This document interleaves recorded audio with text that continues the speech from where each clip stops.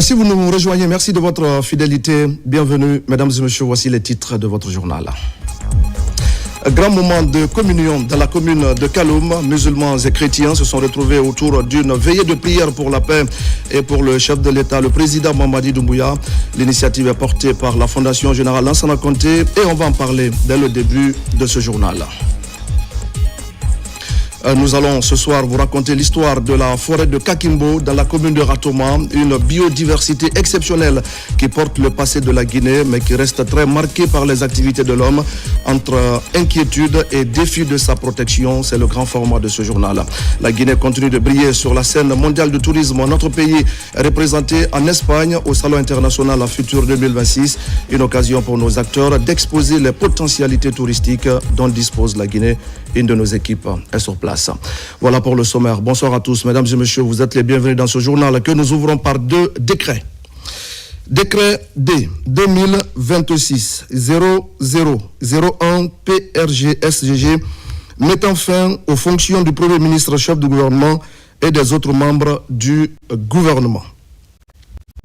Le président de la République, vu la Constitution, vu la loi L 2018-025 AN du 3 juillet 2018 portant organisation générale de l'administration publique, vu le décret D 2024-044 PRG CNRD SGG du 27 février 2024 portant nomination d'un Premier ministre chef du gouvernement, vu le décret D 2024-051 PRG CNRD SGG du 5 mars 2024 portant structure du gouvernement, vu le décret D 2025-101 PRG CNRD SGG du 30 juin 2025 portant et complétant la structure du gouvernement, vu le décret D 2025-0139 PRG CNRD SGG du 29 juillet 2025 portant nomination des membres du gouvernement, vu la lettre relative à la démission du Premier ministre et des autres membres du gouvernement en date du 22 janvier 2026 décrète. Article 1er. En application des articles 80 et 85 de la Constitution, il est mis fin aux fonctions de M. Amadou Ouriba, Premier ministre, chef du gouvernement et des autres membres du gouvernement. Article 2. Le présent décret, qui abroge toute disposition antérieure contraire, prend effet à compter de la date de sa signature et sera enregistré et publié au journal officiel de la République. Conakry, le 22 janvier 2026, président Mamadi Doumbouya. Décret D 2026-0002 PRG-SGG relatif à l'expédition des affaires courantes à la suite de la fin des fonctions du Premier ministre chef du gouvernement et des autres membres du gouvernement. Le président de la République, vu la Constitution, vu la loi L 2018-025 AN du 3 juillet 2018 portant organisation générale de l'administration publique, vu le décret D 2024-044 PRG CNRD SGG du 27 février 2024 portant nomination d'un Premier ministre chef du gouvernement, vu le décret D 2024-051 PRG CNRD SGG du 5 mars 2024 portant structure du gouvernement, vu le décret D 2025-101 PRG CNRD SGG du 30 juin 2025 modifiant et complétant la structure du gouvernement, vu le décret D 2025-0139 PRG CNRD SGG du 29 juillet 2025 portant nomination des membres du gouvernement, Vu le décret D 2026-001 PRG SGG du 22 janvier 2026 mettant fin aux fonctions du Premier ministre chef de gouvernement et des autres membres du gouvernement. Vu la lettre relative à la démission du Premier ministre et des autres membres du gouvernement en date du 22 janvier 2026, décrète. Article 1er. Le ministre directeur de cabinet de la primature, le directeur de cabinet du ministère de la Défense nationale, les secrétaires généraux des ministères et les secrétaires généraux adjoints du gouvernement et des affaires religieuses sont chargés d'expédier les affaires courantes en attendant la nomination d'un nouveau gouvernement. Article 2. Le présent décret, qui abroge toutes dispositions antérieures contraires, prend effet à compter de la date de sa signature et sera enregistré et publié au journal officiel de la République. Conakry, le 22 janvier 2026, signé président Mamadi Doumbouya. La session ordinaire du Conseil des ministres s'est tenue ce jeudi sous la haute autorité du chef de l'État, le président Mamadi Doumbouya. La rencontre a permis aux membres du gouvernement d'apporter plusieurs questions, d'aborder donc des questions liées au développement socio-économique du pays. Voici un extrait du compte-rendu du Conseil avec le général Amara Kamara, porte-parole de la présidence de la République.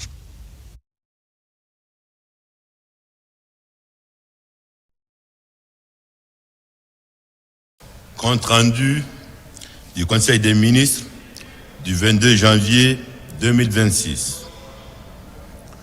Le président de la République, son Excellence M. Mamadi Doumbouya, a adressé ses sincères remerciements aux chefs d'État, aux représentants d'organisations et institutions internationales qui ont honoré de leur présence la cérémonie d'investiture présidentielle qui s'est tenue le 17 janvier 2026 au stade général Lansana Conté de Nongo.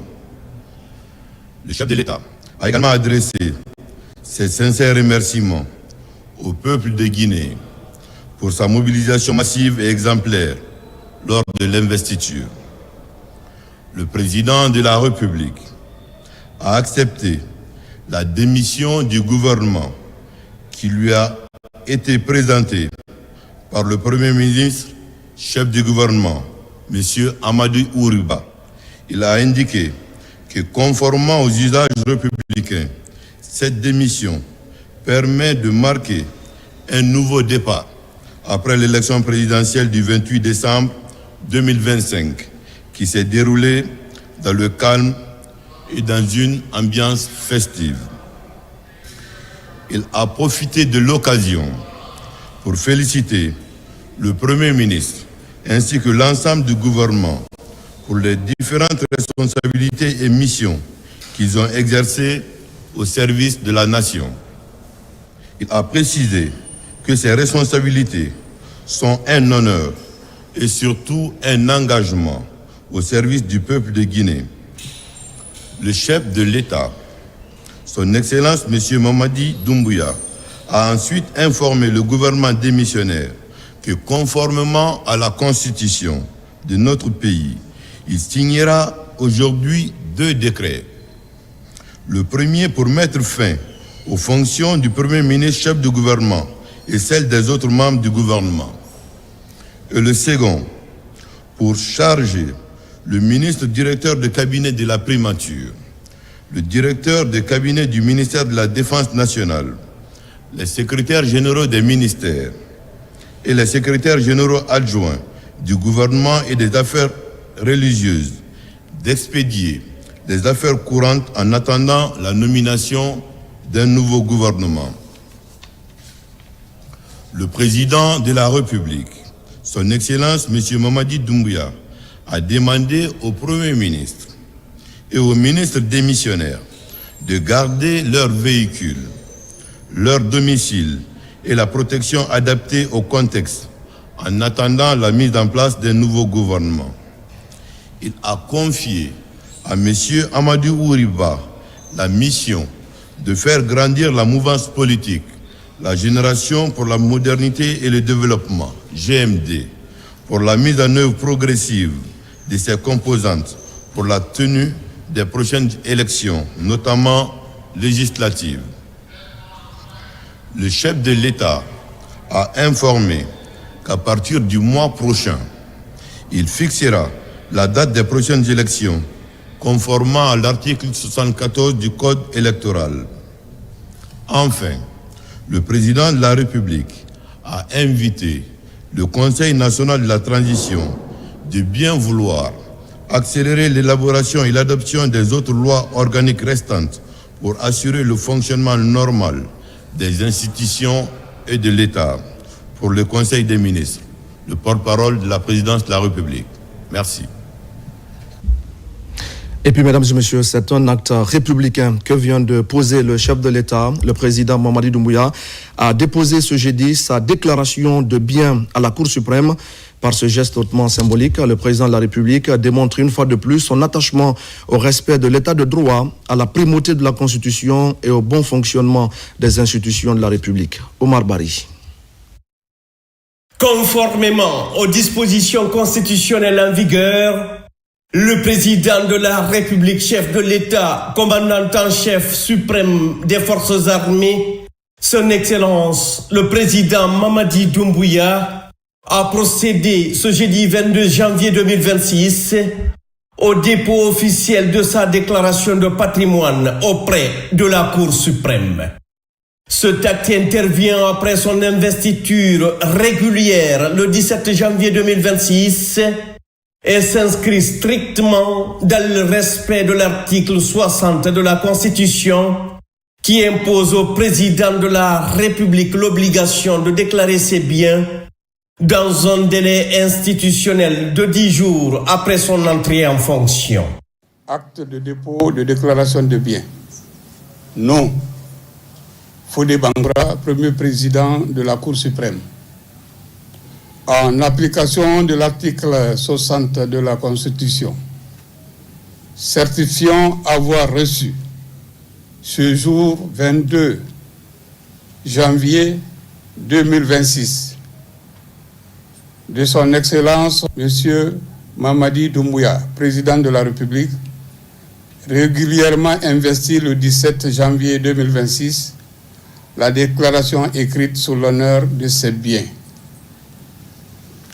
La présente déclaration, déposée dans le délai constitutionnel de 10 jours suivant l'investiture, est remise sous pli fermé et scellée, enregistrée sous le numéro 001. Disons qu'elle sera conservée par la Cour suprême conformément aux règles de confidentialité et de conservation en rigueur. Disons que le présent acte vaut preuve de dépôt régulier de la déclaration des biens exigée par la Constitution. Fait à Conakry, le 22 janvier 2026. Par ce geste hautement symbolique et juridiquement encadré, le président de la République, son Excellence Mamadi Doumbouya, démontre une fois de plus son attachement au respect scrupuleux de l'état de droit, à la primauté de la Constitution et au bon fonctionnement des institutions de la République. La déclaration de patrimoine ainsi déposée sera conservée par la Cour suprême conformément au texte en vigueur. Elle constitue un instrument essentiel de transparence, de redevabilité et de bonne gouvernance, valeur au cœur de la refondation de l'État prônée par le chef de l'État. En donnant l'exemple au sommet de l'État, le président de la République envoie un signal fort à l'ensemble des responsables publics, les invitant à se conformer aux exigences constitutionnelles et éthiques liées à l'exercice de la charge publique. À travers cet acte de déclaration de biens, le président de la République réaffirme que la refondation de l'État repose avant tout sur l'exemplarité des dirigeants, la moralisation de la vie publique et la restauration de la confiance entre les gouvernants et les citoyens. Ce dépôt de déclaration de biens s'inscrit ainsi dans une dynamique globale visant à bâtir une gouvernance responsable, transparente et respectueuse des principes républicains, socle indispensable à la construction d'une Guinée nouvelle, juste et prospère. Par ce geste, Son Excellence le Président Mamadi Doumbouya inscrit son action dans l'histoire institutionnelle du pays et consolide les fondements d'un État refondé au service exclusif du peuple souverain de Guinée.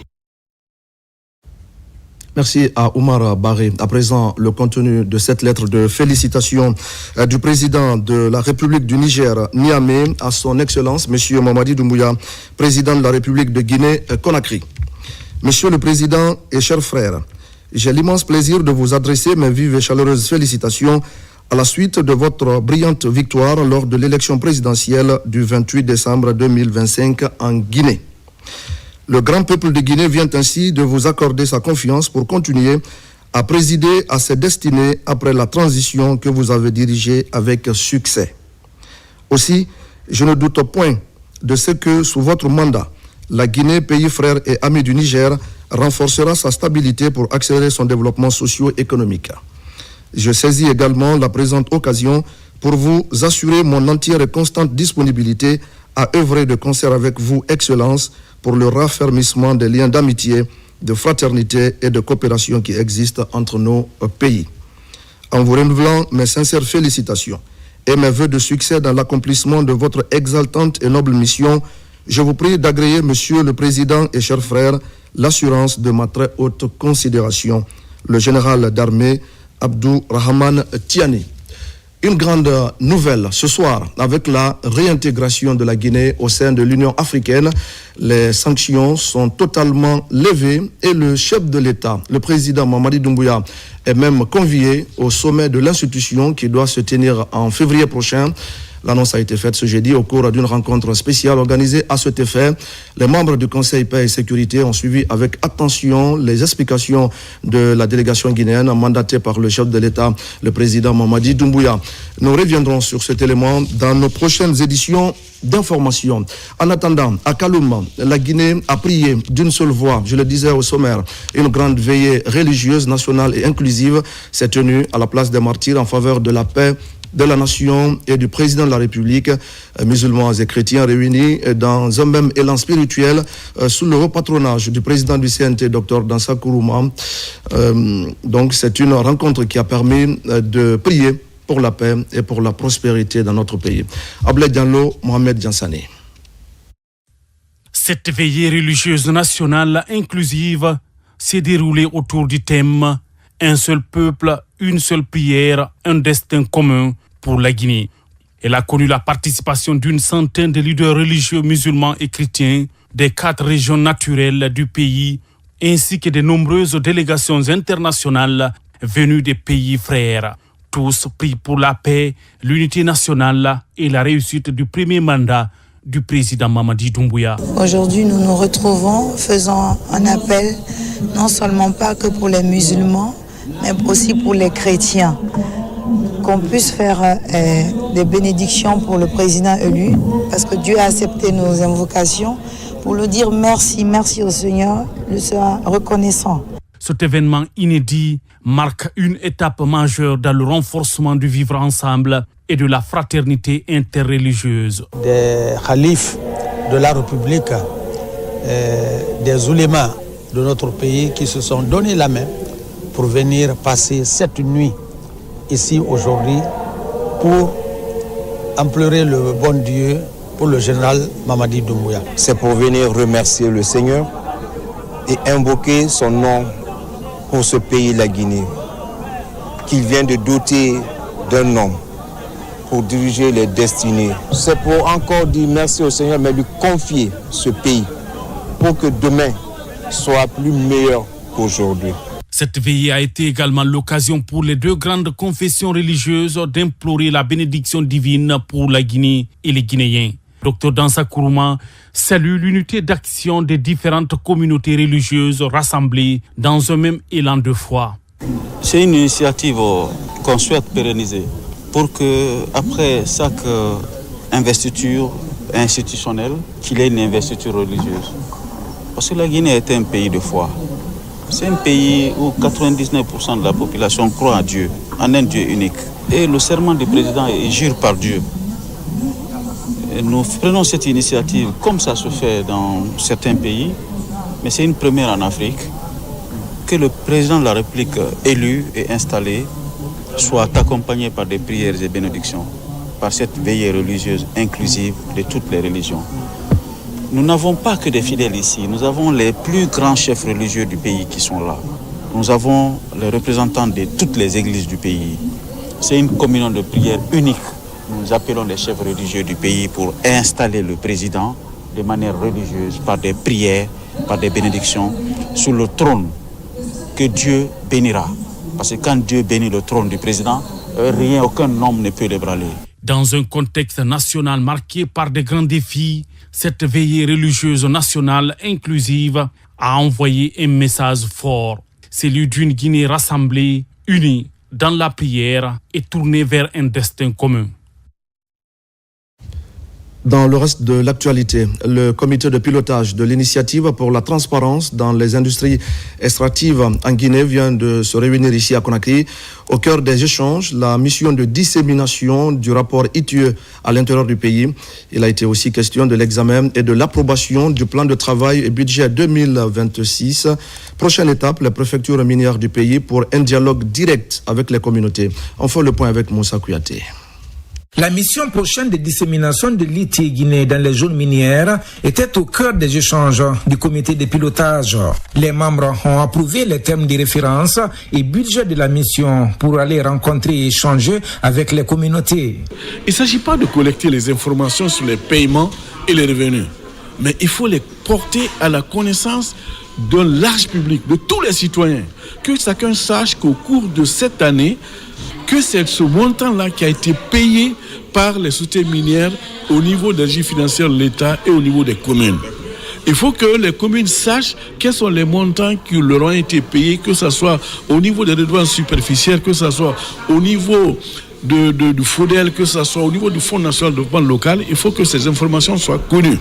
Au-delà d'informer les citoyens, ITIE va être à l'écoute des populations de ces zones minières autour de leur collaboration avec les sociétés. Recueillir également leurs avis, c'est le plus important, surtout leurs avis, comment ils souhaiteraient que la collaboration soit menée sur le terrain.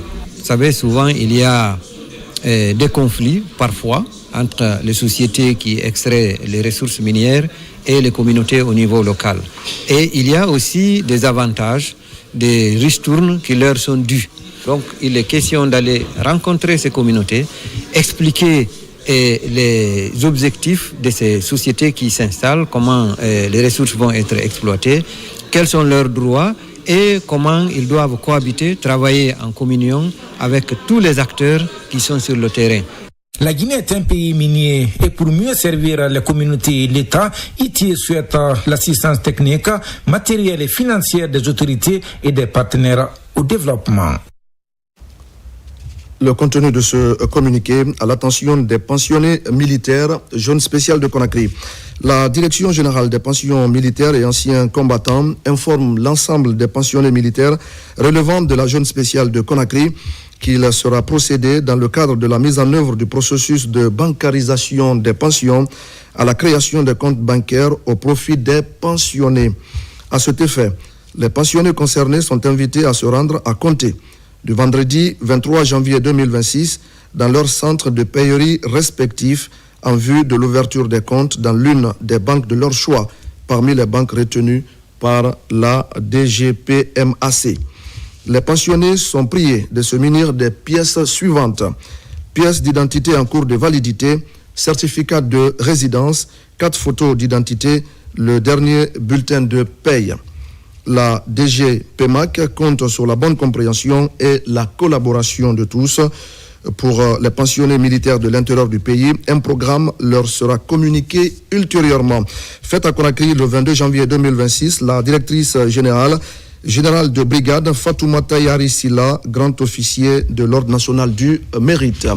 À Boké, la justice veut changer de rythme. À peine installé, le nouveau procureur de la République après le tribunal de première instance s'attaque au dossier en souffrance En prélude aux audiences foraines annoncées, il promet une action placée sous le sceau de la rigueur et de l'efficacité.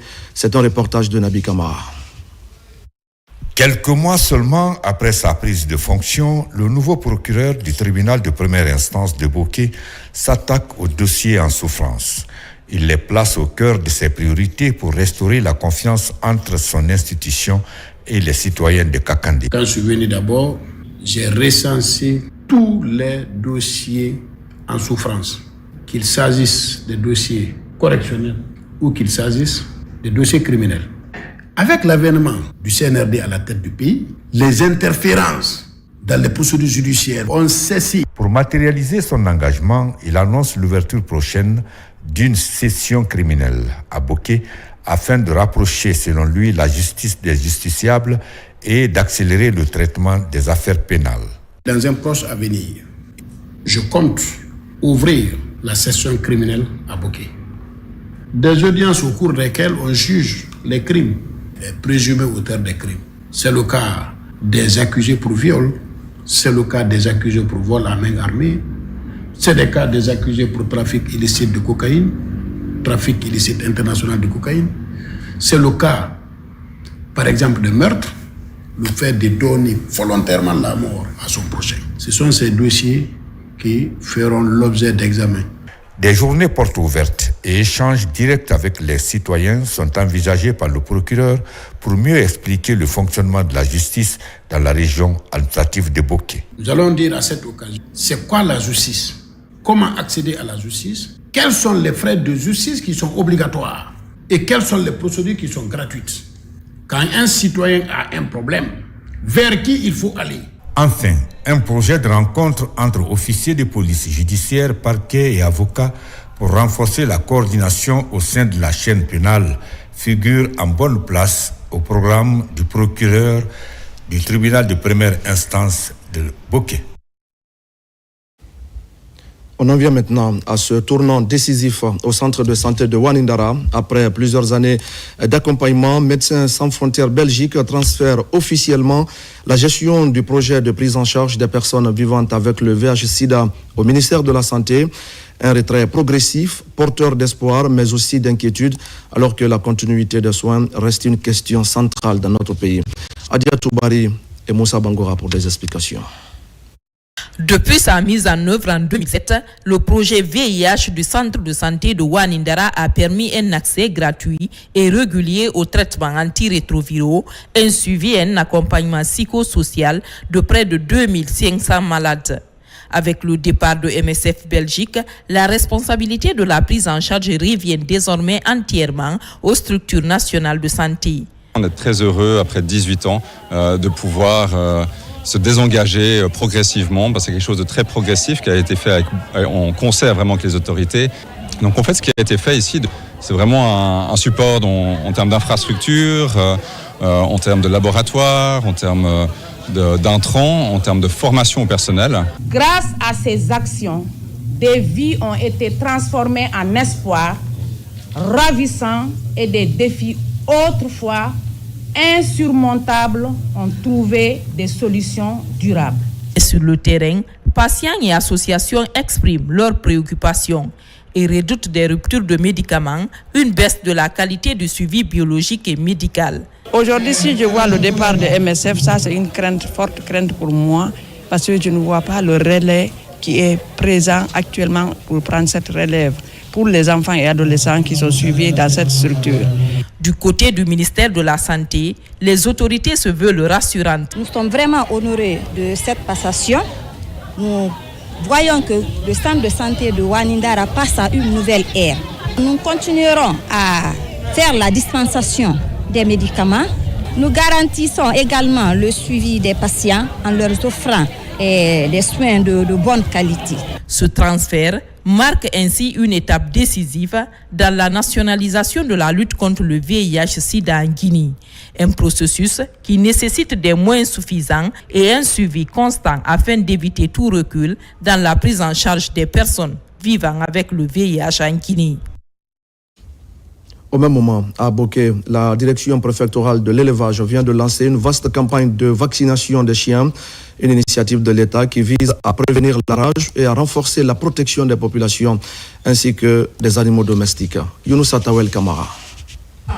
Zéro décès humain dû à la morsure de chiens d'ici 2030, c'est le slogan de cette vaste campagne de vaccination des chiens initiée par l'État guinéen à travers le ministère de l'élevage.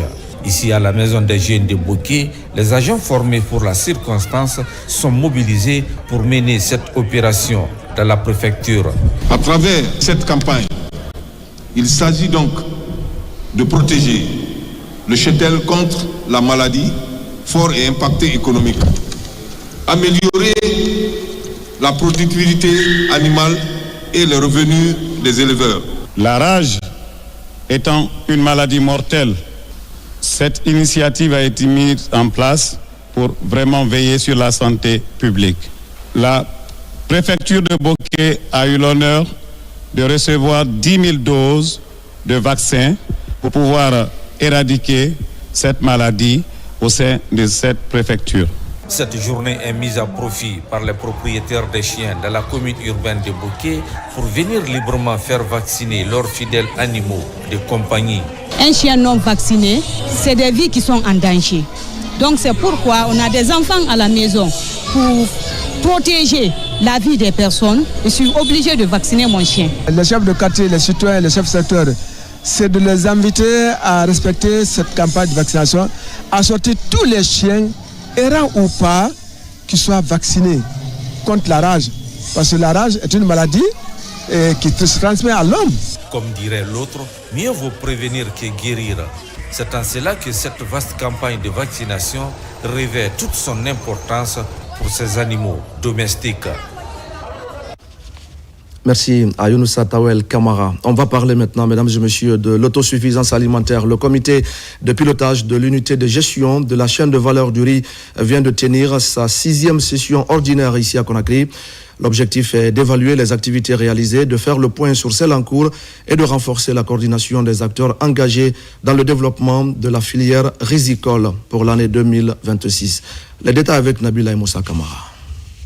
Les travaux de la 6e session du comité de pilotage de l'unité de gestion de la chaîne de valeur du riz réunit l'ensemble des acteurs impliqués dans la mise en œuvre du projet. Cette rencontre permet de dresser le bilan des avancées enregistrées et d'évaluer l'état d'exécution des activités du projet de développement de la filière riz. Cette session nous permettra de procéder à une relecture objective, critique et concertée du programme de travail et budget annuel pour la période de janvier à décembre 2026. L'objectif est d'apporter les amendements nécessaires et d'identifier les obstacles potentiels à sa mise en œuvre afin de formuler des recommandations idoines. Face aux enjeux de la sécurité alimentaire en Guinée, le gouvernement guinéen, avec l'appui de ses partenaires techniques et financiers, réaffirme son ambition de renforcer la production rizicole nationale. Les grandes orientations du projet sont présentées aux participants au cours de cette session. Au nom de Madame la ministre de l'Agriculture, de remercier la Banque islamique de développement et la Banque arabe pour le développement économique en Afrique, qui sont deux de nos partenaires hautement stratégiques sur lesquels nous pouvons toujours compter pour la formulation et le financement d'importants projets comme le PDCR et surtout dans l'accompagnement de notre pays vers un véritable développement socio-économique conformément à la vision du président de la République, son Excellence le président Mamadi Doumbouya. On a bénéficié des formations des producteurs sémenciers cette année. On a aussi bénéficié de certains matériels agricoles sur le terrain pour la réalisation des travaux, surtout au niveau de la transformation de la production. Pour atteindre l'autosuffisance alimentaire, le comité de pilotage définit les mécanismes devant encadrer la mise en œuvre des activités prévues pour l'année 2026. À l'issue des travaux, des recommandations sont formulées afin d'identifier des solutions durables pour accélérer le développement de la production du riz en Guinée. Cet autre communiqué qui nous émane de la Chambre de commerce, d'industrie et d'artisanat de Guinée. La SIAG salue les efforts du gouvernement et de la Direction générale du port autonome de Conakry pour les mesures prises depuis le 10 décembre 2025 dans le cadre de la fluidité des opérations logistiques et la lutte contre la congestion de la plateforme portuaire. En dépit de ces efforts louables, force est de constater qu'un nombre important de conteneurs restent bloqués au sein de la plateforme portuaire, faute d'un enlèvement par les propriétaires. Préoccupée pour une grande fluidité des opérations portuaires, la SIAG lance un appel pressant à l'ensemble des opérateurs économiques détenteurs de conteneurs en souffrance au port autonome de Conakry afin de prendre toutes les dispositions nécessaires pour leur sortie avant le 31 janvier 2026, délai de rigueur. La SIAG s'est comptée sur la bonne compréhension de l'ensemble des opérateurs économiques concernés et c'est signé le président, M. Mamadou Baldé. Nous allons braquer ce soir nos projecteurs sur la forêt de Kakimbo, plus qu'un simple espace boisé. La forêt de Kakimbo est un symbole de notre histoire et de notre culture. Exploitation abusive, urbanisation galopante, elle se trouve malheureusement menacée par l'activité de l'homme et par le changement de climat, des effets qui inquiètent et qui appellent aujourd'hui à notre responsabilité collective. C'est le grand format de ce journal avec Noumousso Diakité. Ici, nous sommes dans la forêt de Kakimbo, située dans la commune de Ratoma. Elle s'étend de Ratoma Centre jusqu'à une partie de Hamdallah en passant par Kipé. À cause de sa vaste diversité de flore, cette zone est classée et protégée depuis la période coloniale et la Première République. Parmi cette richesse végétale se trouve une variété de cactus, une plante vertueuse de laquelle Kakimbo tire son nom. C'est elle qui a donné son nom à toute cette zone. Dans la famille des cactus, vous constaterez que généralement les feuilles sont à bout épineux. Mais sauf que nos cactus de Kakimbo n'ont pas de bout épineux. Ça, c'est le baga ancien qui dit Kakimbo. Le Soussou va vous dire Kaki. Mais à l'époque, c'est le baga qu'on parlait dans cette zone. On dirait que c'est une plante protectrice. Les gens aimaient se laver avec pour guérir des maladies. Mais il y a des scientifiques qui ont étudié le cactus, dégagé à la fois l'importance scientifique, mais aussi médicinale et même économique. À l'intérieur de cette forêt, on peut voir de grosses pierres superposées, des sources d'eau et des grottes. Des hommes ont vécu sur ce site depuis le néolithique. La découverte des malles, des ustensiles de cuisine et autres objets en pierre polie en est la parfaite illustration. Toute une légende entoure ce site. Du point de vue scientifique, c'est un site qui est classé comme site préhistorique par les premiers explorateurs, puisqu'ils ont découvert des objets en pierre polie. Sur le plan mystique, il y avait des offrandes jusqu'aux années 62, 63. C'est une zone qui était protégée. Pour nous qui avons vécu un petit bout du temps de cette protection traditionnelle, quand je vois ce tas d'immondices à côté des chutes, ça fait verser des larmes. Parce qu'à l'époque, c'était un lieu extrêmement propre. On disait, si vous déposez une ordure, ça va vous porter malheur. Ce site historique se dégrade progressivement à cause des actions anthropiques.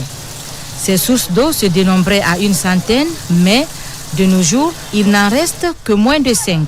Celles-ci servent d'ailleurs de station de pompage d'eau à certaines entreprises. Même les chutes d'eau y ont disparu et les eaux stagnantes sont polluées. L'environnement est complètement détruit avec l'installation de l'abattoir qui est à côté. Et il y avait aussi un dépotoir d'ordures. Nous profitons pour dire à toutes les bonnes volontés, aux départements qui sont tous concernés par la protection de l'environnement, la valorisation des sites, qui viennent en contact avec les autorités locales, les autorités communales, qu'on puisse essayer de mettre en place des politiques pour valoriser. La forêt Kakimbo est un véritable patrimoine historique qui abrite une partie de notre identité culturelle. La conservation et la valorisation de cet héritage pourrait être une autre source de revenus pour la Guinée. Merci à Noumousso Diakité et à toute son équipe pour le grand format de ce soir. Célébration de la Journée internationale des migrants en Guinée. En raison du calendrier électoral, la commémoration a été reportée au 21 janvier 2026. À cette occasion, le réseau syndical de migration en Guinée a exposé les difficultés rencontrées par de nombreux migrants à l'étranger. La structure salue par ailleurs l'engagement du gouvernement guinéen en faveur du respect de leurs droits fondamentaux. Compte rendu, Nabila Moussa Kamara. La date du 18 janvier 2026 est consacrée à la Journée internationale du migrant. Pour des raisons de calendrier électoral, l'événement est célébré ce 21 janvier 2026. Ici, au siège de la CNTG-USTG, cette activité est organisée à l'occasion par le réseau syndical de migration en Guinée. Depuis l'aube de l'humanité, la migration a toujours existé. C'est virtuel, c'est ce qui constitue le monde. Et depuis, ça a toujours existé. Donc la migration n'est pas mauvaise en soi. La Guinée a toujours accueilli dans le cadre de la solidarité africaine. Donc tout Africain qui est en Guinée est chez lui. Et lui et sa famille. Il n'y a aucune distinction. Je suis quitté jusqu'à Sierra Leone pour venir ici pour travailler, pour gagner de l'argent. Moi, je suis un chauffeur. Il y a une société Aquaprise. Je travaille avec ça. Mais c'est bon comme ça. Pour prendre en compte les droits et devoirs des migrants, le réseau syndical de migration en Guinée invite les institutions nationales et internationales à faire face aux problèmes que traversent les migrants dans certains pays. La migration internationale est aujourd'hui motivée par la recherche du bien-être. Il est fort regrettable de constater que certains pays africains, notamment ceux du Maghreb et de l'Afrique du Sud, maltraitant les migrants et des fois même procèdent au trafic d'êtres humains. C'est pourquoi le réseau syndical de migration de la Guinée demande au gouvernement guinéen, à travers le ministère des Affaires étrangères et des Guinéens de l'étranger, à lancer un appel solennel à tous les États membres de l'Union africaine UA afin de pouvoir observer certaines recommandations. Pour une gestion saine et humaine de la migration dans le monde, le réseau syndical de migration en Guinée œuvre pour renforcer la culture et d'assistance aux personnes en difficulté. À l'occasion de la célébration de cette journée en Guinée, la question sur l'insertion socio-professionnelle des jeunes migrants a fait également de rappel auprès des décideurs. Et pendant ce temps, je le disais également, au sommaire, la Guinée s'affiche sur la scène mondiale du tourisme pour la 3e année consécutive. Notre pays participe au Salon international Futur 2026 à Madrid, en Espagne. Un rendez-vous stratégique qui rassemble les plus grands acteurs du secteur et qui offre justement à la Guinée une vitrine d'envergure internationale. On fait le point avec Mohamed Souma et Abakar Amikamara. Cette 3e participation de cette édition de Futur 2026, ici à Madrid en Espagne, est la preuve de l'engagement des autorités guinéennes à faire de la Guinée une principale destination touristique dans le monde, comme ambitionné dans le second pilier du programme Simandou 2040, relatif au développement de l'éducation et de la culture. Cette année, il y a encore une présence remarquable de la Guinée à ce salon qui fait partie des top 3 salons au monde en termes de promotion de destination, en termes d'investissement touristique. Nous avons eu la chance aussi d'être interpellés par certaines personnes qui pensent à faire de l'investissement touristique. Et vu que le nom de la Guinée résonne beaucoup en ce moment avec notre projet phare Simandou, nous voyons beaucoup d'engouement autour de la destination et nous espérons pouvoir concrétiser toutes ces manifestations d'intérêt en projets concrets réalisés. Ce rendez-vous mondial du tourisme a pour objectif de renforcer les relations internationales et le réseautage touristique, l'exploitation des innovations de l'écotourisme et de la durabilité et la promotion des destinations auprès des professionnels et du grand public. Dans un premier temps, ça démontre que le Guinée est présent et ouvert à recevoir les touristes, mais aussi de se positionner par rapport aux régions Afrique en termes de destination touristique. Nous sommes dans un forum qui est une plateforme où on peut donner une visibilité importante sur la Guinée. L'Office national du tourisme s'y investit, le ministère du tourisme s'y investit, ils sont là, ils sont juste derrière moi. il faille que l'on améliore la visibilité de la Guinée, qu'on prouve, qu'on démontre que la Guinée est effectivement ce paradis. Futur est une plateforme essentielle pour les échanges, les engagements commerciaux et la présentation des tendances du secteur touristique. C'est une opportunité unique pour renforcer la visibilité des destinations et développer des alliances stratégiques. Retour en Guinée et nous allons parler de cette inauguration d'une nouvelle mosquée à Kouroussa. Elle est implantée au quartier Raiko pour le bien de la communauté musulmane impactée par l'exploitation minière de l'entreprise KGM. Les discours ont évoqué les avantages de la cohabitation pacifique, le vivre ensemble et la paix entre entreprises minières et communautés locales. Diamo Kaba est notre correspondant sur place. À Raiko, à la périphérie de Kouroussa, c'est un jour pas comme les autres. À l'origine du réconfort des habitants, l'inauguration de leur maison de Dieu pour répondre aux normes de sécurité. Sa mise en service est un vieux rêve qui se concrétise grâce à l'implication de l'entreprise KGM. Aujourd'hui, la mosquée rénovée est perçue comme un tremplin pour les grandes retrouvailles religieuses. KGM vient de faire l'un des plus beaux cadeaux à la population de Kouroussa et au quartier Raiko. Parce que de toutes les maisons que l'on construit, celle de Dieu qu'on appelle mosquée semble être la meilleure, sinon la meilleure. KGM est là pour nos communautés. Depuis que l'arrivée à Kouroussa, beaucoup de rues sont enregistrées et plusieurs localités changent de visage. Aujourd'hui encore, on félicite cette politique de responsabilité sociétale. À Kouroussa, dans le registre du respect du contenu local, ce projet est hautement symbolique pour KGM, très engagé à soutenir l'esprit du développement à la base. Le coût est estimé à 372 millions de francs guinéens pour améliorer des conditions de vie. Un bel exemple de coopération entre la population et l'entreprise pour promouvoir le développement durable. En un laps de temps, notre entreprise a investi plus d'1 milliard de francs guinéens dans la construction et la rénovation des lieux de culte. Et cela dans le cadre de notre responsabilité sociétale des entreprises. Ces investissements traduisent notre conviction profonde. Le développement minier ne doit pas aller sans le développement humain, spirituel et social. Aujourd'hui, KGM répond à un besoin réel de notre communauté et s'inscrit ainsi dans un partenariat durable avec la population de Kouroussa. À Kouroussa, le maintien du climat de cohabitation pacifique est au cœur des priorités de KGM. Cette cause commune défendue compte prévenir d'éventuels conflits au sein de cette plateforme de l'or. De nouveaux engagements sont renouvelés pour que règne la stabilité au quartier Raiko et au-delà dans tout Kouroussa.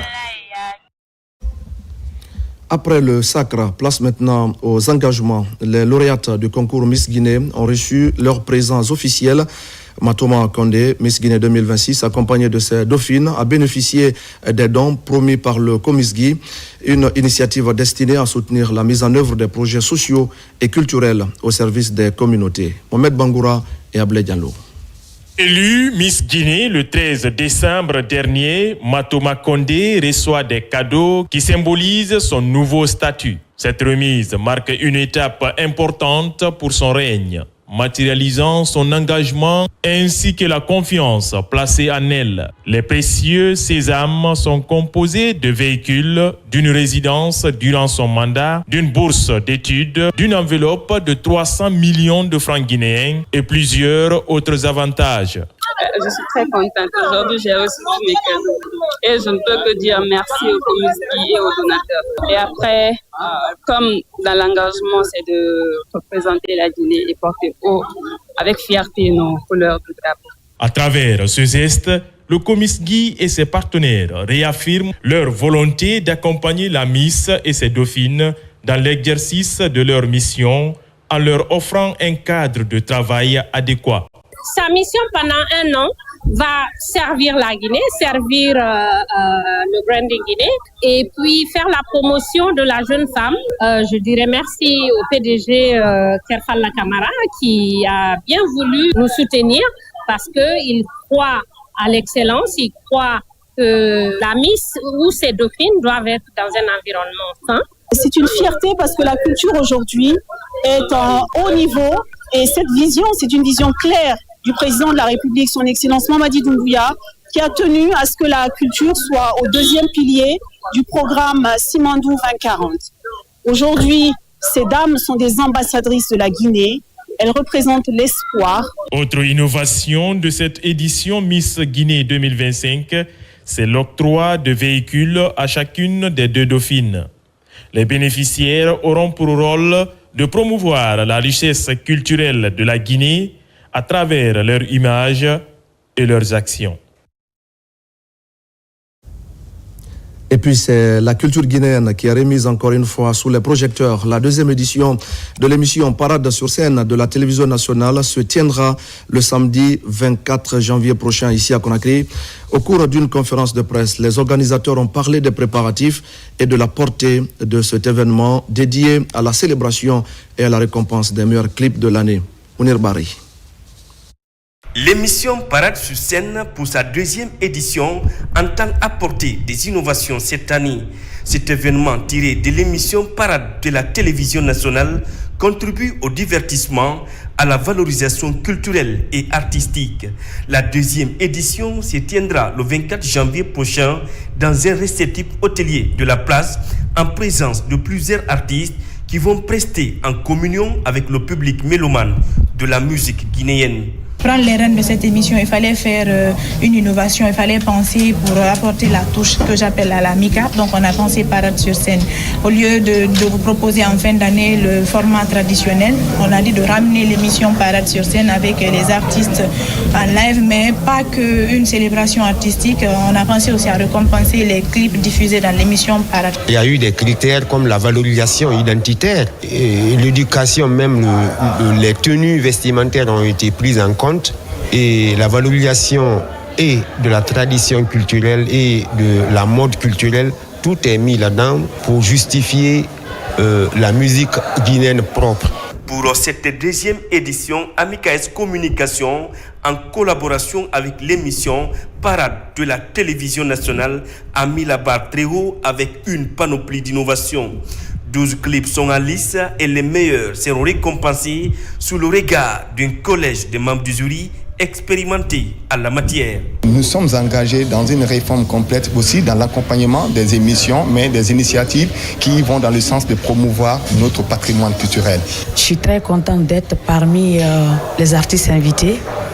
Voilà, et Inch'Allah, je sais qu'il y aura beaucoup de surprises.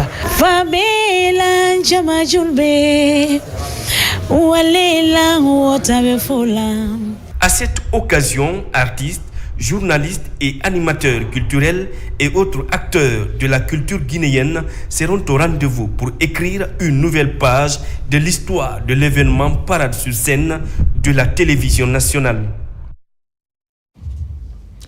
Bravo aux organisateurs et bon vent à la 2e édition de Parade sur scène de la télévision nationale. Le rendez-vous, c'est donc ce samedi ici à Conakry. C'est la fin de ce journal. Mesdames et messieurs, merci à vous de l'avoir suivi. Et je vous retrouve la semaine prochaine pour d'autres actualités de la Guinée, notre paradis terre de richesse et d'innovation. Bonsoir à tous.